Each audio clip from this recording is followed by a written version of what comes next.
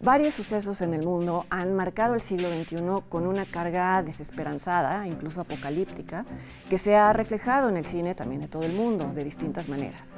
Lo que no ha cambiado es el gusto del gran público hacia justamente el contrapeso de una visión terrible de la vida, es decir, su gusto por el humor.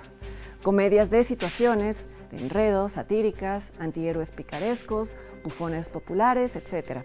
Desde su época de oro en México, el cine iberoamericano ha llegado a las grandes masas a través de la risa. Por eso, esta noche Leonardo García Tsao y yo repasaremos las películas iberoamericanas más reconocidas por su humor, desde el más fino hasta el más burdo. También vamos a hacer un recorrido de nuestro cine en diversos festivales alrededor del mundo.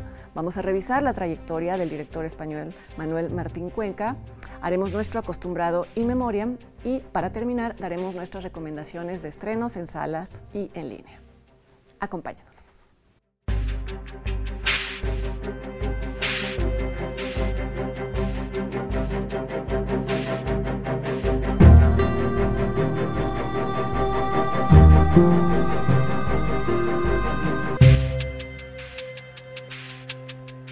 ¿Cómo están? Bienvenidos una vez más a esta emisión de Encuadre Iberoamericano. Leonardo, ¿cómo estás? Bien, Fernando. Como ya anticipamos, vamos a hablar de un género que es prácticamente inabarcable, que es la comedia, porque todas las películas de alguna manera podrían, si tienen elementos humorísticos, podrían catalogarse como comedia, pero vamos a tratar de ceñirnos a las que se presentan a sí mismos como tales. Es un género tan popular desde los griegos, o sea, así de grande y de inabarcable es. Que en un inicio, desde entonces, tenía un poquito la función de ser crítica, en el mejor de los casos. En el mejor de los casos, sí, Aristófanes. Sí. Era más fácil aceptar un error si te puedes reír de él, viéndolo en otra persona, ¿no? Exacto, y desde entonces ha sido enormemente popular porque es catártico. Es catártico. O sea, es un género que permite que la gente se divierta, cosa que mucha gente piensa que es la función del arte o la función del cine, es divertir, ¿no? Escaparse de la realidad, cuando,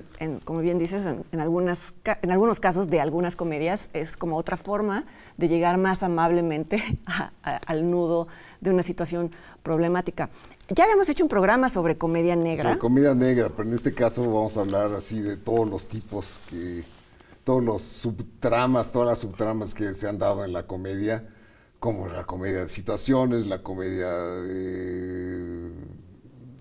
la satírica, la paródica, en fin, todas las variantes. Pues creo que, no sé si estás de acuerdo, es el género que más popularidad tiene en el público, en las grandes audiencias. Sí, claro. Es el más taquillero, el que más recauda dinero, el que acaba siendo el que conforma pues la industria como tal, ¿no?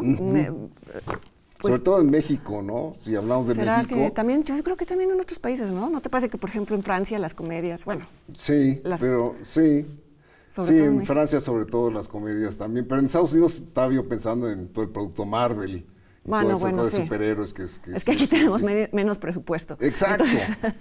Entonces, hay que ingeniárnoslas más. Hacemos comedias románticas que son muy populares y por desgracia no son buenas.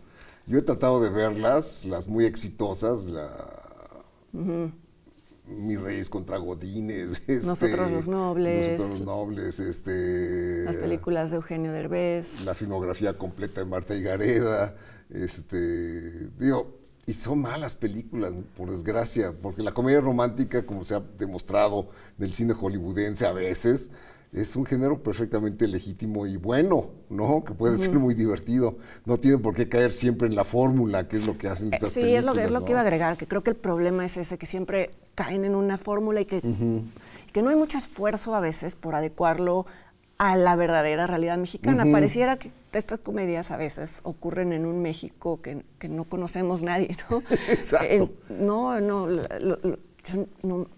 No quiero generalizar, pero los sets nunca parecen reales, los personajes hablan en un español que no se siente como el nuestro. Bueno, ya hablaremos de las comedias de las ficheras y los que ahí caían en el extremo contrario, ¿no? Ahí sí había una No, en México hubo una muy buena tradición de cine cómico. Digo, tenemos a grandes cómicos como Cantinflas lo fue, antes de que se volviera un cómico Oficialista. oficialista. Tintán. Y Tintán, hubo buenas presencias cómicas. Ellos mismos eran un género en sí mismo, ¿no? Sí, porque muchos surgidos de la carpa, lo cual les daba mucha gracia, eran cómicos muy verbales, más que físicos, aunque Tintán sí era un gran bailarín y era un tipo que se movía muy bien en el set, ¿no? Cantinflas es evidentemente un cómico verbal, ¿no? Un cómico que hizo del equívoco su arte, ¿no? Y que en sus principios era muy bueno y después se fue convirtiendo en un cómico oficialista, como tú dices, pero al mismo tiempo didáctico, ¿no? Como que quería dar la moraleja en las películas. La moraleja, sí. Entonces, todas sus Tintán últimas siempre películas fue más desparpajado. era como un sátiro. A mí, yo prefiero Tintán. Yo sé que el mundo se divide entre quienes prefieren Cantinflas y Tintán. Cantinflas. Sí, y Tintán se benefició de la televisión, porque curiosamente Cantinflas evitó que todas las películas, cuando él estaba vivo, pasaran por televisión, lo cual era un error. Sí, poca visión. Sí, poca visión. Ahora, en el cine de la época de oro también, pues una buena parte lo conforman, pues no sé si comedias, pero las comedias rancheras, o sea, bueno, la comedia ranchera, incluso la añoranza porfiriana también era comedia. Las películas de Joaquín Pardavé. Sí, el Baisiano Jalil y todas esas. Sí, estaban mucho basadas en el humor, ¿no? Sí. Aunque también había melodrama, pero había muy buenas presencias cómicas, incluso recientemente Mauricio Garcés, que en un tiempo pero era un buen cómico. Claro, hay un género en sí mismo, es el género de Mauricio Garcés, sí. El seductor, que siempre, que de alguna manera era patético, y ese era un poco el chiste, ¿no? El chiste, sí. y también había una serie de cómicos surgidos de la televisión ya en los 50, 60, que desgraciadamente no los aprovechó bien el cine, ¿no? Están los polivoces, Héctor Lechuga. Héctor Suárez, Héctor Suárez que hizo esa excepción, sí, ¿no? hizo algunas películas sí. que eran por lo menos interesantes, ¿no? De una de ellas vamos a hablar luego, cuando hablemos de nuestras favoritas, sí. Y bueno, creo que sí tenemos que hablar del cine de ficheras y del cine de albures, porque sí marcó una década, por lo menos. Una década, por lo menos, en los 80. Y es un fenómeno muy extraño, porque yo creo que es intraducible a otros, no sé, ya nos dirán quienes nos ven en otros países, si es que tienen la mala suerte de verlas, porque está toda basada en el doble sentido de las palabras. En el albur, sí. Estaban muy mal hechas, no es que estemos en contra del humor. No, eran películas hechas con la menor inversión posible, con el menor tiempo de rodaje. Digo, era apostar al más bajo común denominador, irse a lo más bajo y a lo más barato para redituar. Además eran increíblemente populares, muy exitosas. Entonces, creo, era un fenómeno autogenerativo que sí inundó la pantalla de ese tipo de productos. Y que creo, y no sé si estás de acuerdo, que fue una de las razones por las que el público mexicano se alejó de los cines, ¿no? Sí, y hasta la fecha que sigue todavía ese prejuicio cuando dicen, vas a ver cine mexicano, ay no, son de ficheras. Todavía en la cierta clase media sigue ese prejuicio de decir... O son aburridas porque creen que son películas de festival, o que sea que eso signifique, como que si hubiera esa división, como si una buena película no pudiera ser divertida y viceversa, ¿no? Claro. Sí, bueno, y en otros países no me siento con tanta seguridad para hablar, pero también las que han llegado aquí con mucho éxito han sido comedias, ¿no? Sí. Las argentinas, bueno, no sé si de las españolas también, la de los apellidos vascos llegó a México. Ocho apellidos vascos. Y fue increíblemente popular en España, y en México estuvo un tiempo en cartelera, no diría yo que fue exitosísima. Pero pues las películas de Almodóvar de alguna manera... Son comedias, pero son casos muy transgresoras a veces, ¿no? Entonces no alcanzan a gustarle a toda la gente, porque tal vez tocan temas que son tabú todavía, ¿no? Sí. No, y en España hay buenas tradiciones cómicas que no conocemos tan bien, pero está el cine de Berlanga, que ya lo tratamos cuando hablamos de la comedia negra. Y incluso en México se hacen remakes de películas brasileñas y argentinas, de comedias, sobre todo de esas de... situaciones, las películas románticas, tanto las argentinas como las brasileñas han sido fuente de inspiración para remakes mexicanos. Pues no sé, pienso que ahorita Manolo Caro es quizá quien es uno de los directores mexicanos representativos de un cierto tipo de comedia de situaciones. Comedia urbana, de personajes jóvenes, sí, con mucho éxito también en las series. Sí, ya se pasó a Netflix, ¿no? Sí, exacto. Con La Casa de las, La Casa de las Flores. Pienso, estoy tratando de pensar en directores mexicanos que han abordado bien el género. Es curioso, pero esa generación que le dio un cambio al cine mexicano en los 70s se mantuvo alejado de la comedia como si fuera... Hermosillo fue el que más se acercó, ¿no? A ciertos elementos humorísticos en su cine, no diría yo que hiciera comedias, pero tenía cosas más humorísticas. Casals, desde luego, solo hizo comedias cuando tenía que comer. Ni Ripstein hizo Las Siete tampoco, Cucas. ¿No? Ripstein recientemente empezó a aligerarse con la de los enanos, ¿cómo se llama? La calle de la amargura. Sí, con la de los asesinos. Vamos, era profundo carmesí, ¿no? Sí, para no dejar incompletas las frases. No, bueno, y bien, pienso que en los 90, cuando empezó medio a volver a nacer el cine mexicano, pues Solo con tu pareja... Solo con tu pareja de Cuarón fue una de las primeras que se atrevieron a incursionar en la comedia. Y después ha habido otros ejemplos, ¿no? Generalmente satíricos, como el caso de Luis Estrada, ¿no? Que hace sátiras políticas, ¿no? Estamos esperando su la película nueva. Exacto. Sí, siempre son críticas al régimen en turno, entonces vamos a esperar. Sí, exacto. Si vamos a ver si la 4T pasa por su... Ya hace poco hablábamos de Campanella, el director argentino, donde también la mayoría de sus películas son en tono humorístico, aunque es lo que te decía, no sé si todas las películas que tienen esos elementos pueden considerarse comedias. Sí, porque el hijo de la novia es más bien un melodrama. Claro, el Alzheimer, que es muy doloroso cuando tocan el tema del Alzheimer. Y la última película que le conocemos, El cuento de las comadrejas, es abiertamente una comedia, que es un remake además, ¿no? Una película que fue muy popular fue La Odisea de los Giles, de Sebastián Borenstein. Sí, que a mí no me... Creo que le pega más a los argentinos por toda la cuestión económica, que por eso fue tan exitosa, porque fue un cine así como de revancha, decir, ahora vamos a robarle a los ricos, que finalmente... Sí, porque fue en los años del Corralito, está ubicada en los años del Corralito. Sí. Exacto. Sí, porque Ricardo Darín además es muy carismático, ¿no? Tiene siempre... hace que los personajes tiene esta cualidad como de Tom Hanks. No sé si estoy diciendo una tontería, pero que te hace los personajes un poco... No lo había visto así, pero bueno. Pero que te los hace un poco aterrizados, te caen bien sus personajes, aunque no necesariamente la película sea de lo mejor, ¿no? Bueno, vamos a hacer una pausa y volviendo vamos a dar nuestras favoritas en la comedia, así en términos generales. Y antes vamos a ver una cápsula de Canal 22 sobre la actriz española Lola Dueñas, que estuvo hace poco en México. No se vayan.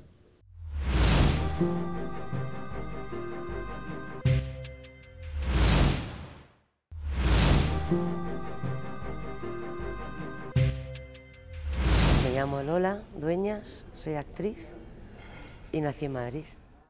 Pues cuando yo nací estaba prohibido que te llamases Lola porque estaba vivo Franco en España. Entonces Lola como nombre no valía y mis padres me querían llamar Lola. Y obligatoriamente tenías que tener María Dolores, o sea, era María Dolores, es el mismo nombre que Lola en España, pero legalmente en mi época no podías llamarte Lola. Y mi padre fue al registro cuando yo nací, entonces le dijo, fecha, bueno, ¿a qué hora ha nacido la niña? Tal. ¿Cómo se quiere llamar? Lola Dueñas. Dijo, no se puede llamar Lola. Entonces mi padre, que tenía muchísimo carácter, era actor, le dijo al señor del registro, al parecer, se va a llamar mi hija como a usted le salga de los cojones. Mi hija se llama Lola. Y dijo, lo siento mucho, pero no se puede llamar Lola. Así que me llamo María Dolores. Yo desde pequeña, claro, yo del cole me iba al teatro a ver a mi padre. Y entonces veía todos los días la función Entre Cajas, se llama, ¿sabes? Entre bastidores. Y hubo una actriz que se llama Esperanza Roy, una actriz española que era una fiera en el escenario. Trabajaba desde las tripas. Y yo, claro, las funciones me las aprendía de memoria de tanto escucharlas. Pero un día era muy pequeña y me di cuenta que su texto, que yo ya me sabía, estaba pasando también por dentro de mí.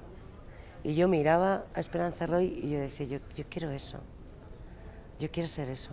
Lo inevitable quizá de esa niña que miraba a los actores y que ordenaba los camerinos, colocaba todos los maquillajes, o sea, el camino lógico a la vida de esa niña, pero también para mí supone una salvación, porque no sé qué hubiese hecho si no.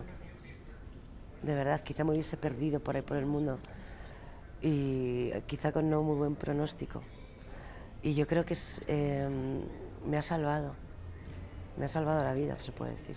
Sabiendo que quería ser actriz, no hacía nada para ser actriz, estaba muy perdida en la adolescencia. Y me presenté a unas pruebas de una escuela de teatro de la Abadía y me cogieron y no tenía la edad para entrar. Y esos cursos de teatro me encaminaron y me salvaron y me han organizado la vida. La vida, el alma, las emociones, todo. Yo hice una peli que se llamaba Piedras y yo hacía un papelito de una que estaba muy loca y muy perdida y muy triste. Y entonces llaman al timbre de mi casa y recibo un ramo de flores y una nota que tengo en mi casa conservada, eso como oro en paño, diciendo, estás maravillosa en piedras, haciendo de triste colgada en piedras. Espero que podamos hacer más y más y más. Y era Pedro Almodóvar. Y me puse a saltar por mi casa.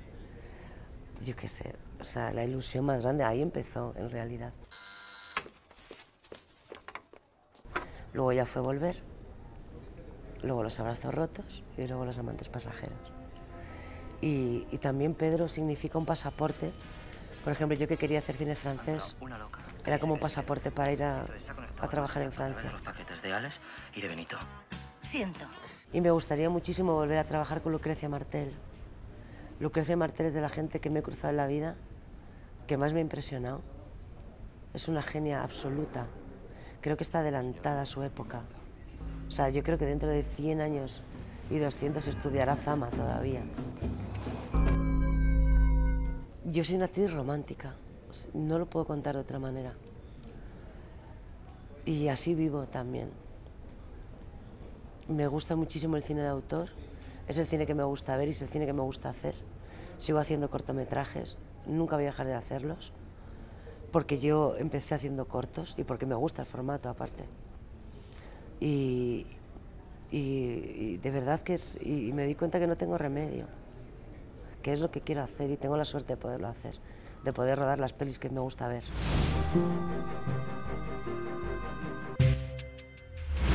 ¿Qué tal? Ya estamos de regreso y bueno, ya tenemos nuestras favoritas de comedia, así en general.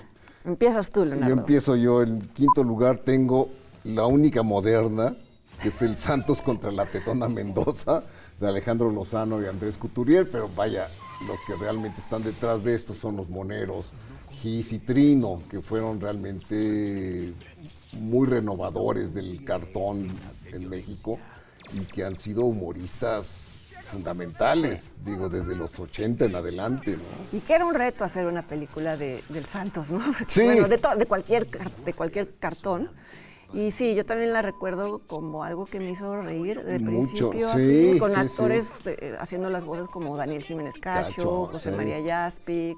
Sí, muy buenos actores. Muy buenos actores, sí. Y además muy buen guión, que sí capturaba la cosa irreverente que caracteriza a Gis y a Trino, ¿no? Muy escatológica. Escatológica y sexual y, en fin, todo lo que es la esencia del humor de ellos. Sí, yo no sé si se trasladará bien ese humor a otros países, pero... Yo creo que no se exportó ¿verdad? muy bien, no. Porque además hablaba de las obsesiones con el fútbol y cosas que son muy Sí, muy, y la mexicanas. lucha libre, La digo, lucha el libre, el Santos, Santos, claro. sí. Bueno, pues si la ve, pero igual si la ven por ahí, véanla. Yo agregué una película muy nueva, que pues, sí, Y que yo no lo tú conozco, no conoces, de hecho.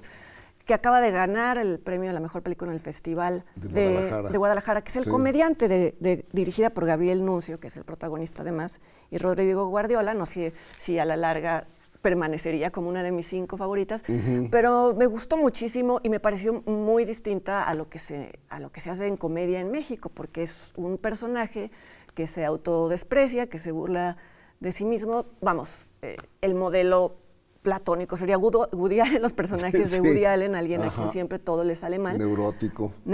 Pero lo logra muy bien porque creo que justo es un tono muy difícil de lograr. Yo creo, porque pronto se va a estrenar, porque pues obtuvo el premio, y tan solo por la novedad del tipo de comedia que es, sí la recomendaría mucho. Me hizo reír genuinamente. Creo que esa es el criterio más honesto que puede uno sí, te puede hacer para reír. evaluar una comedia, ¿no? Sí. Porque de nada sirve creer No, que está claro. bien hecha si te la pasaste aburrido, ¿no? Sí. Mi cuarta es una que hemos mencionado muchísimo. Sí, yo la iba a que es incluir, pero no lo hice. Llámenme Mike, que la hemos mencionado un montón de veces. Tú hace poco la pusiste en la lista de las salud mental. De salud mental, de comedia negra, sí, siempre la menciono. Y la hemos narrado ya un montón de veces. Es sobre el personaje este que se siente, después de ser golpeado en la cárcel, se siente Mike Hammer. Y de ser un policía judicial pasa a ser un policía como gringo, y eso da pie a muchas situaciones humorísticas. Porque además mira desde fuera al género de las ficheras un poco, como que recorre esos personajes del cine, del peor cine, Sí. pero los ve como quizá los vería un Mike Hammer, ¿no? Exacto, sí. Sí, es como de muy hecho autocrítica. sale Sasha Montenegro, Tal cual. que era la estrella del cine de ficheras, ¿no? Y luego la mujer de nuestro presidente. Ah, sí, claro. José por López supuesto. Portillo. Amante y a la postre mujer de José López Portillo. Tu cuarta. Mi cuarto es un documental que parecería que todos los Sí, lo personajes conozco son y de se me hizo ficción. raro que la mencionara. ¿No te gustó? Me hizo gracia, pero no así como para decir, es una comedia que me... Yo recuerdo empezarla a ver como con esta reticencia de algo que uno no conoce, Sí. en un concurso en donde había que seleccionar películas. Sí, en el ser premios Platino. En el No, Fénix. premios Fénix. Sí. Y justo me gustó porque parecería como que concentra a todos los personajes, bueno, a muchos personajes de la comedia española, a las matriarcas, ¿no? de Berlanga o incluso personajes Sí, como es de sobre Luis una Buñuel. mamá. Sobre una familia, el director que es Gustavo Salmerón, Salmerón, que es actor también. Exacto, que filmó a su familia durante 14 años, pero la madre es un personaje alucinante, es una mujer que cumple sus fantasías infantiles de querer tener muchos hijos, un mono y un castillo. Y todo lo acaba consiguiendo, pero en las peores circunstancias. Pero tiene un humor negro ella. Por ejemplo, guarda las vértebras de su abuela que se le pierden en algún momento. En fin, contado por mí, pues suena muy aburrido, Ajá. pero tiene gracia. tiene muchísima gracia, sí. Mi tercera es otra que hemos mencionado mucho, Mecánica Nacional de Luis Alcoriza, una sátira social muy afortunada de la clase media baja de México, que se junta con el motivo de las carreras panamericanas y que hacen todo tipo de desmanes, ¿no? Se emborrachan, Ahí es donde decíamos que Héctor Suárez pasa Sí. con éxito a la comedia cinematográfica. Pues tal vez es su mejor película, ¿no? Como Tal actor, vez, quiero sí, decir. sí, como actor, sí. Sí, y hace, digo, no solamente retrata estratos bajos, sino también cuando se juntan en el picnic. Sí, también están los los españoles, los pirruris. los que se sienten juniors, Exacto, y sí. van aparte con su vino y sus quesos. Exacto, sí. Y el retrato de la abuelita de Sara García, que le da la vuelta a todos los papeles de abuelita que había hecho hasta entonces, ¿no? Aquí es Sí, una abuelita mal lamentando hablada. madre, Sí. Sí, y que más fallece. Pero no importa porque están Sí, los sí, coches. sí, que exacto. Para quien no vive en México, pues sí es muy creíble que primero le den importancia a los autos que a la Yo recuerdo, abuelita. hablando de risas, que yo me carcajé Esa cuando es la de primera vez que la carcajear, vi. sí. Que la primera vez que la vi realmente fue una sorpresa, porque además del panorama del cine mexicano de los 70s, como dije, ¿no? Los grandes cineastas no hacían comedias, ¿no? Y Alcoriza fue el que más se atrevía. Y es un español. Y eso es español. Tu tercera Alumno es- de Buñuel, de alguna manera, ¿no? Sí, Aunque bueno, colaborador de Buñuel. colaborador de Buñuel. Mi tercera es Relatos Salvajes de Damián Cifrón. Cifrón, sí. Sobre todo la última historia, que la vuelvo a ver y me vuelve a hacer reír mucho. ¿La de la boda? La de la boda, la de la novia que enloquece. A mí me hace mucha gracia también el de la carretera.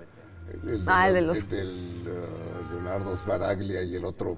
Que se pelean a mono que se muerte, pelean a literal. muerte, y me hace mucha gracia. Sí. Y que retrata muy bien la ira contenida también de ya todos los que vivimos en estas ciudades Sí, sí, enloquecidas. el Bombita, el personaje de ¿De Darín? Bombita de Darín, sí, también está muy chistoso.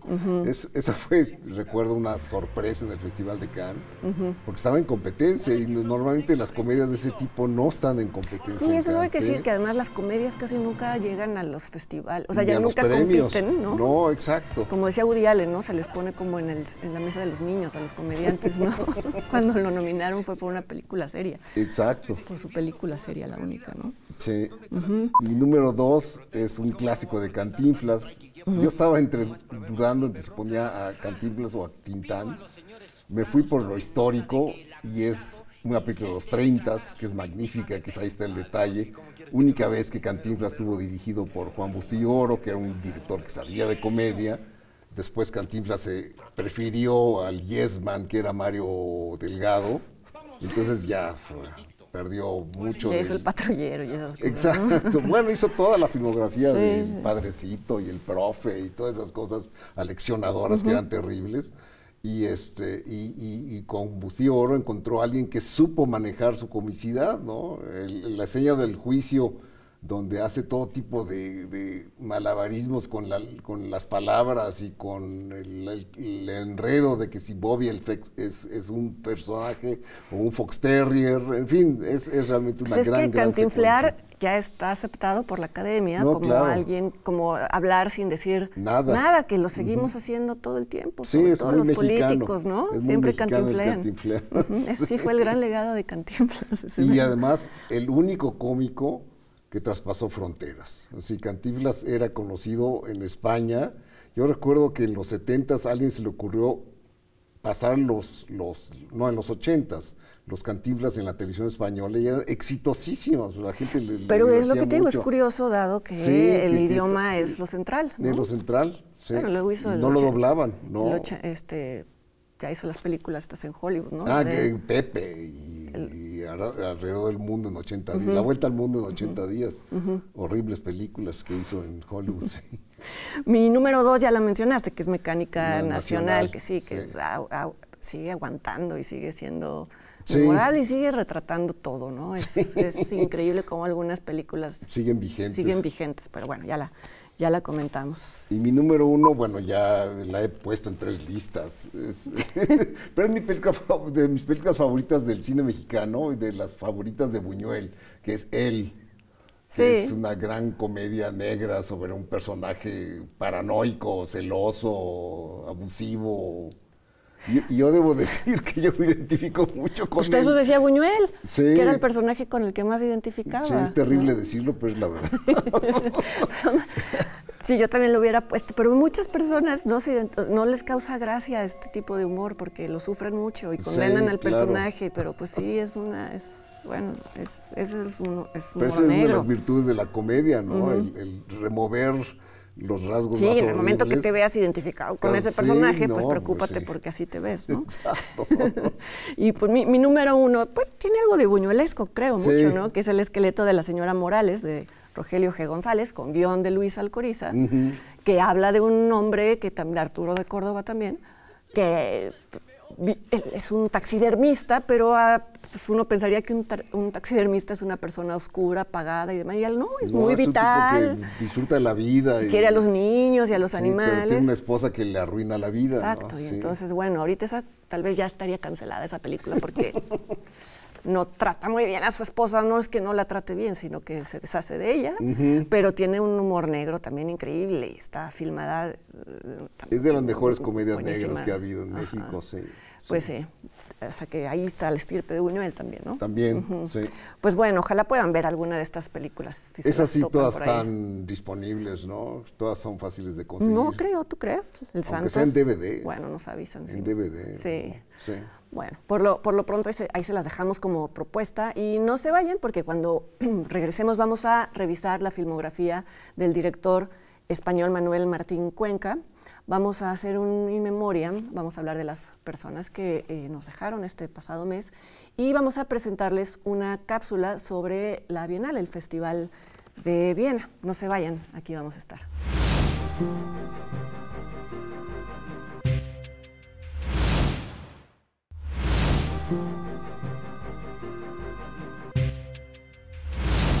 Ya estamos de vuelta y bueno, como saben, en cada programa repasamos la filmografía de alguna directora o director y en esta ocasión quisimos hacerlo sobre un director que nos gusta mucho a Leonardo y a mí, un director español que es Manuel Martín Cuenca. Que es muy reciente, creo que es el único que hemos hecho que es realmente director del nuevo milenio. Empezó su carrera en el 2000, los años 2000, ¿no? 2003. Sí, tiene un estilo ya muy depurado que se va viendo a lo largo de su filmografía cómo va llegando a él. A eso, sí. Y también tiene una gran virtud que es, a pesar de que trata temas como similares, es muy diverso su cine, ¿no? No se repite, sino que hace como variantes de sus personajes obsesivos, ¿no? Sí, que también eso, los personajes obsesivos, tener como protagonista un personaje que no es encantador o que no es... No. Es difícil hacerlo, siempre Claro. tiene cierta ambivalencia con respecto a ellos, pero estás de su lado de alguna manera, Sí. lo cual es cosa rara en el Porque- caso de porque algunos los que personajes mencionaremos. no son positivos, ¿no? Exactamente. Sí, pues... Sí, empezó con La flaqueza del bolchevique, que de hecho estuvo en competencia en San Sebastián. No ganó premio hasta donde sé. Creo que Luis Tosar posiblemente ganó un premio, pero no estoy seguro.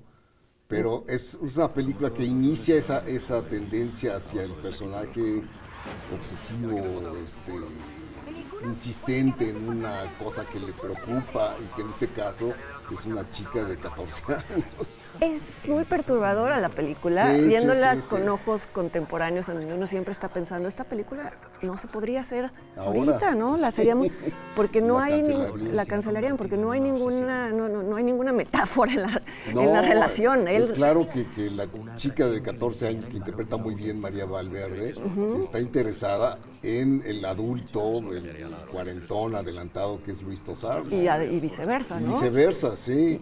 Pero es muy no duro. llegan a la relación, pero... Hay una a la tensión relación sexual todo el tiempo. sí. Y María Valverde, además de lucir hermosísima, es una especie de niña, pero más que provocadora o seductora, es como más grande de sus años. No sé Sí, si se entiende, sí, ¿no? Como, sí, sí. como sabia, dulce.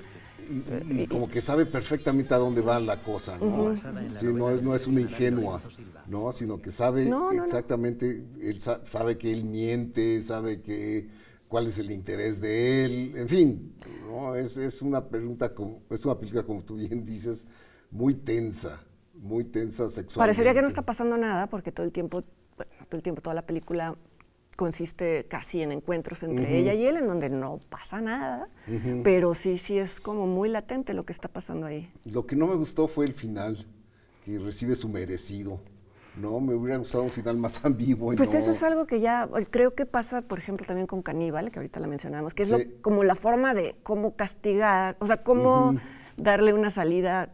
No puedes premiar a un personaje así, Exacto, pero tampoco quieres... pero tampoco lo quieres condenar, entonces ¿no? viene Claro. por fuera un poco el castigo, ¿no? Un poco Sí. se lo buscó. Sí, pero es un accidente Es un finalmente, accidente. ¿no? Sí. Sí. Pero pues, desgraciadamente la película no se vio en México, como no se han visto todas menos el autor. El autor se puede ver en Netflix, pero es la única que se ha exhibido en México y eso es porque además es coproducción con México, que eso no le garantizó que se exhibiera en salas, sino que solo se puede ver en Netflix, ¿no? Pero todas las demás las te van a tener que conseguir. Por ahí. Exacto. Bueno, no sabemos en otros países, a lo mejor sí, en Sí. algunas plataformas. Su siguiente película, Malas Temporadas, es posiblemente la menos afortunada, porque es un melodrama muy recargado y con varias historias, cosa que ya vimos que no le funciona. Lo que le funciona a él es esa historia unívoca, monotemática, De personajes ambiguos. exacto. Sí, además lo que dices es un melodrama en donde subraya mucho lo que tal vez con la música, por ejemplo, ¿no? Sí. El soundtrack. Desde la música ya ves que es una película sensible, ¿no? Exacto, sí. Sí. Javier Cámara, que normalmente hace muy buenos personajes. Aquí está un poco como apagado, sí, también estoy de acuerdo contigo, es la película que a mí menos me gusta, suya. Sí. Pero después vuelve con una película espectacular. Yo Bueno, a creo mí que me es la gustó que lo mucho. establece, es la que realmente nos gustó mucho. Sí. La vimos, de hecho, en el Festival de Toronto, que fue donde normalmente se Ah, no, exhiben todas sus ya nos películas. saltamos una película que no la hemos mitad visto. de Oscar que no hemos visto. Exacto. Sí. Yo Caníbal la vi en San Sebastián. ¿Tú la viste en San Sebastián? Sí. Yo la vi en Toronto. Y era muy perturbadora también, porque... Sí, bueno, es sobre un caníbal, en efecto.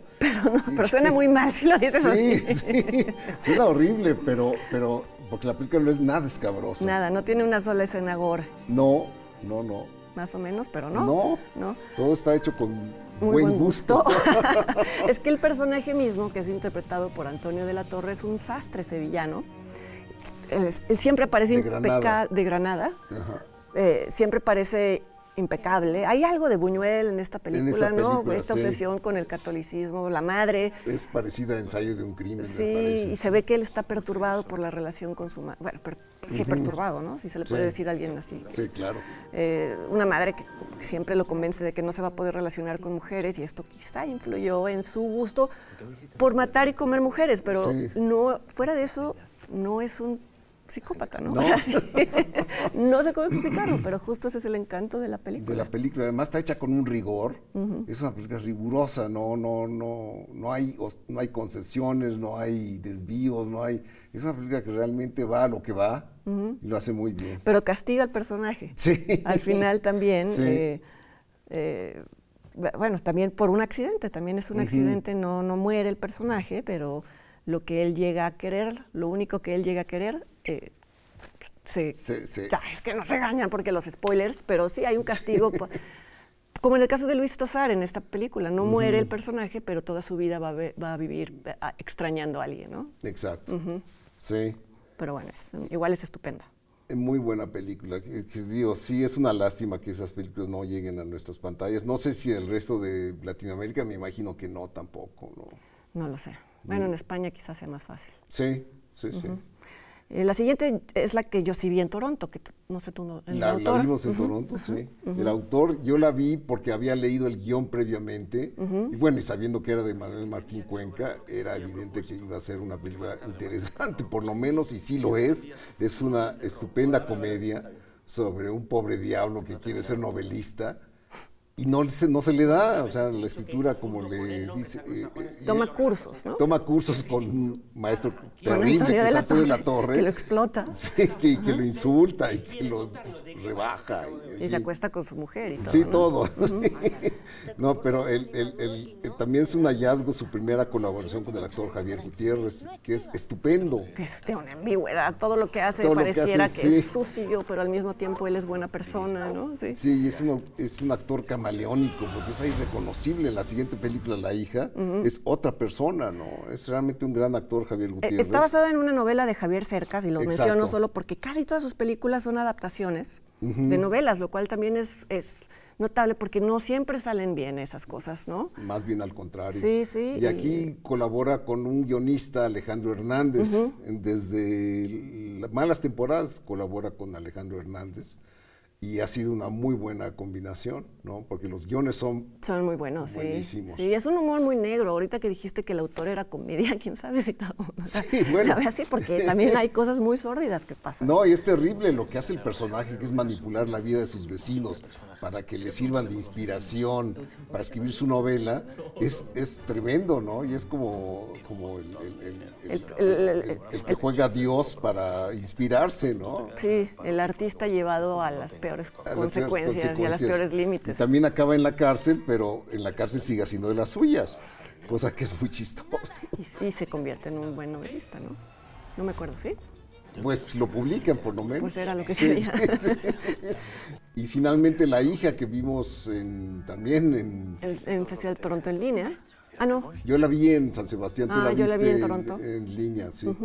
Es un estupendo thriller sobre una pareja que quiere tener un hijo y para eso albergan a una delincuente que se escapa. ¿Albergan? Sí, en una especie de finca, cabaña alejada del mundo, para que ella, que se ha escapado del reformatorio, les dé al hijo. Pues, claro, van a ocurrir varias vueltas de tuerca en las cuales no se sabe quién es el que es peor, la chica y su novio o la pareja esta intrigante, ¿no? Sí, en manos de quién quedaría mejor ese niño, ¿no? No se sabe quién es ahí la mejor madre de las dos. Muy violenta hacia el final. Sí. Y también con una resolución impecable También con Javier Gutiérrez, ya lo También dijiste, con Javier ¿verdad? Gutiérrez, sí. Sí. Pues sí, es un director en el que hay que seguir, sí. Siempre estamos interesados, aunque no se distribuye en México, ojalá lo hagan. Sí, tengo la única es el autor.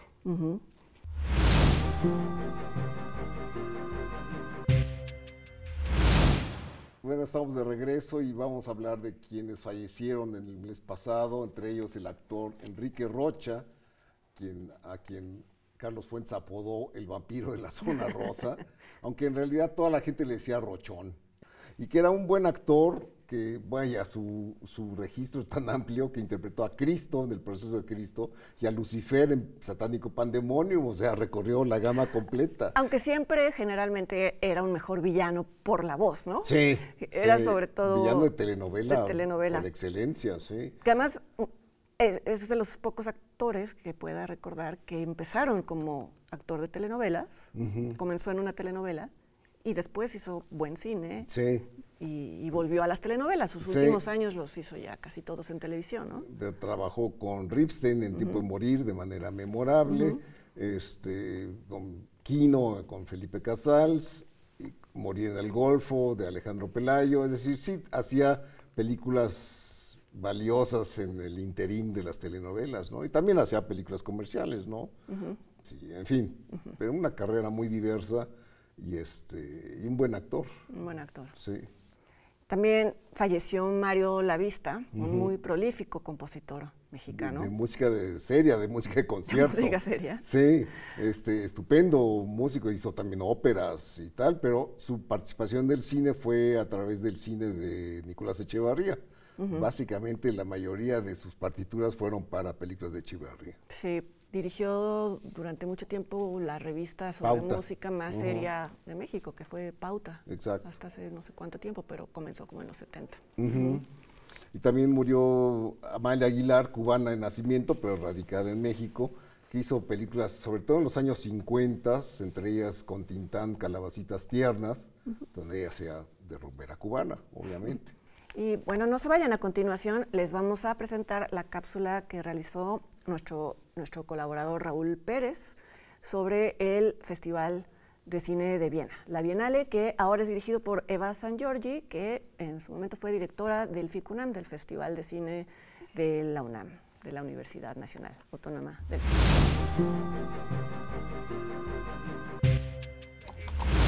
Coincidiendo con el inicio de la Bienale, fue noticia que el actor estadounidense Alec Baldwin causó la muerte de una camarógrafa e hirió al director al dispararles con una pistola de utilería cargada inexplicablemente con balas verdaderas durante una filmación. A su manera, la Bienale se ocupa de los trasfondos de otras irrupciones de realidades significadas en el cine, o realidades perceptibles, imaginables o inimaginables por cineastas y público. ¿Cuál es el carácter de la Bienale? La Bienale es un festival que junta lo mejor que ha pasado en los grandes festivales a lo largo del año. Eso es como su receta. Y lo que intenta hacer es juntar diferentes posibilidades del cine, desde los grandes directores y nombres y grandes producciones a películas muy independientes, no tan reconocidas, que pertenecen a cinematografías importantes pero no tan exhibidas. Y también que obviamente recoge de alguna forma la cosecha más interesante del año, porque es un festival de festivales que además no tiene competición. Sí que todavía puedes encontrar, ¿no? Aunque estuvieran en una sección menor de la Berlinale o en otros lugares, sí que puedes encontrar pildoritas de cine latinoamericano interesante. Cuando la conecté a la computadora por primera vez fue que encontré los videos. Los empecé a ver. Eran muchos. El dueño anterior los había dejado ahí. Por algún motivo se había olvidado de borrarlos, o quizás no le interesaba. La vieron personas de muy distintos países y distintas culturas, y siempre las recepciones son distintas y las cuestiones que llaman la atención o que interesan o que conmueven a los distintos públicos de los distintos países siempre son diferentes. Entonces, en ese sentido, empieza de alguna forma como a acumular lecturas sobre la película, incluso cosas que yo ni siquiera había pensado sobre el film y que de alguna manera me retroalimentan y me hacen pensar sobre mi propia película de una manera distinta. Apareció un hombre. Con Mariana lo nombramos Jean-Pierre. Nos estamos preguntando qué va a pasar con los festivales, eso era la intención. Y fue un primer encuentro para reflexionar juntos acerca de las responsabilidades de nosotros como curadores, promotores de cine, en relación a lo que ha pasado, la pandemia, y también en relación de todas formas a diferentes tendencias y hábitos. Y si a ciertos hábitos se trata de poner coto, ¿Cómo afronta la cultura presuntos casos de acoso, abuso sexual y conflictos de interés? He trabajado con una persona que se ha visto involucrada en una situación de ese tipo. Lamentablemente hemos decidido que no podía seguir trabajando hasta aclarar la situación formalmente. Esa cosa desgraciadamente lo ha afectado de una manera irreparable, por lo que evidentemente sin tener un riscontro, un resultado de culpabilidad o no culpabilidad, ha sido juzgado anteriormente y puesto en la posición de espera, que significa simplemente no poder trabajar. ¿Hay una tendencia de apertura de espacios para las obras de mujeres cineastas en la programación? En los cortometrajes es más o menos un balanceado, a un 50%, con una gran participación femenina, de hecho. Pero en el programa en general todavía diferencia, hay más películas de directores, lo admito. Son un 40-60, de hecho un 38-62 a favor de hombres dirigiendo. Pero si hago el cálculo de la primera y segunda película, la cuota es establecida naturalmente 50-50. O sea, ya hay un cambio, hay más películas de mujeres. Para mí no hay un límite entre lo privado y lo público. En Esquirlas yo cuento tanto mi dolor personal como lo que sucedió en mi ciudad y que afectó a toda mi comunidad. Y que tiene sus repercusiones también a nivel internacional, porque fue justamente para tapar el tráfico ilegal de armas a Croacia y Ecuador durante la guerra de los Balcanes y la guerra de Cenepa. Entonces, desde el inicio estoy tocando temas que son transversales a lo público y lo privado. No es una decisión. Mi punto de partida no es solamente mi lugar de víctima o lugar de duelo personal. Es también una visión política de lo que pasó y lo que afectó a mi comunidad. Otro ejemplo de documentaciones de video, Bicentenario, nos lleva por los caminos y lugares en los que Simón Bolívar luchó por la independencia. Invocación cuasi espiritista de su legado. Liturgia patriótica, desfiles, peregrinaciones que confunden la deidad con la falacia política y el héroe que celebran. El lugar de la guerra de liberación lo ocupa ahora un asalto del ejército al Tribunal Supremo ocupado por guerrilleros, y que inexplicablemente culmina con el incendio de la memoria judicial de Colombia. Son ceremonias de carácter sincrético hasta la irrisión. La aparente ingenuidad es potenciada políticamente por la combinatoria que deja ver. El sonido de esta campana remueve los espíritus del lugar.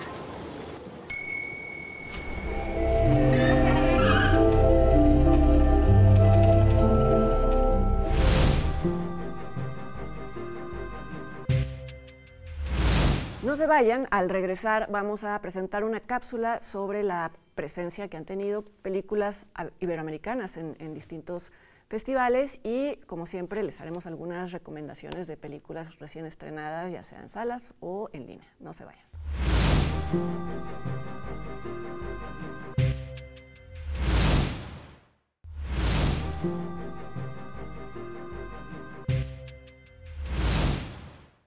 Este mes hubo mucha actividad del cine iberoamericano en festivales internacionales.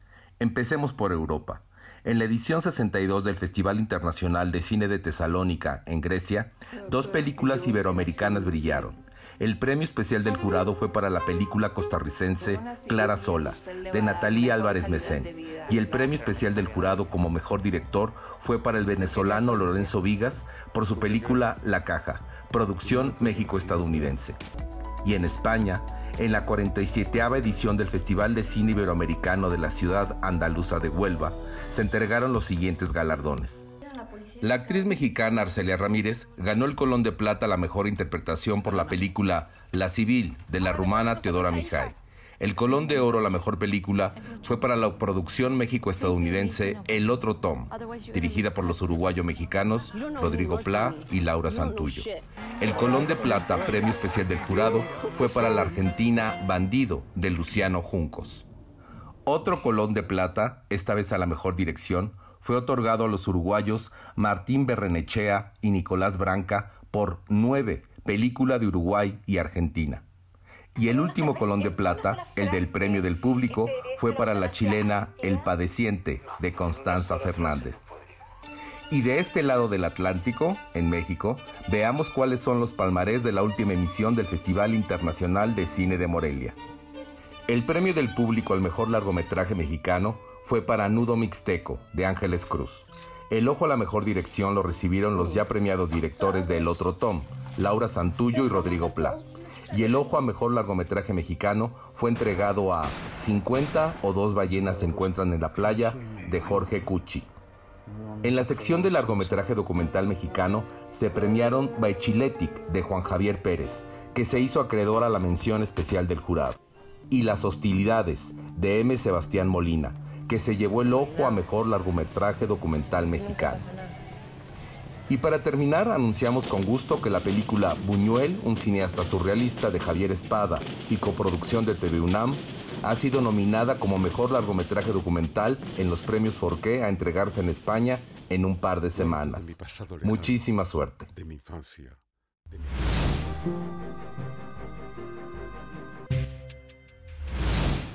Estamos de regreso y ahora vamos a hablar de un par de películas que fueron estrenadas en cartelera.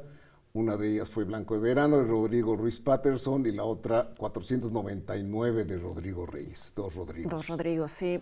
Blanco de Verano es una película que nos gusta mucho a los dos, creo. La comentamos desde que estuvo en Sundance el año pasado, en enero del año pasado. La eligieron en la competencia oficial, sí, siendo una ópera prima. Sí, ¿no?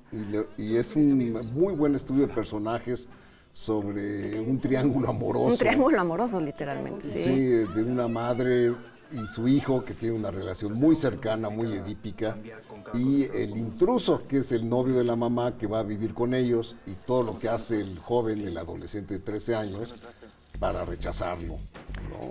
Sí, a mí me gusta mucho, sobre todo el retrato de la madre, que es igual de inmadura que él, ¿no? Como que no se da cuenta del peso que hay en ese equilibrio tan difícil. Que había que deshacer antes su relación edípica. Sí, y no es ni expositiva, ni didáctica, ni nada. Ni discursiva, sí, casi nada se dice verbalmente. El conflicto no se verbaliza, sino que está todo en imágenes, en acciones, ¿no? Así es.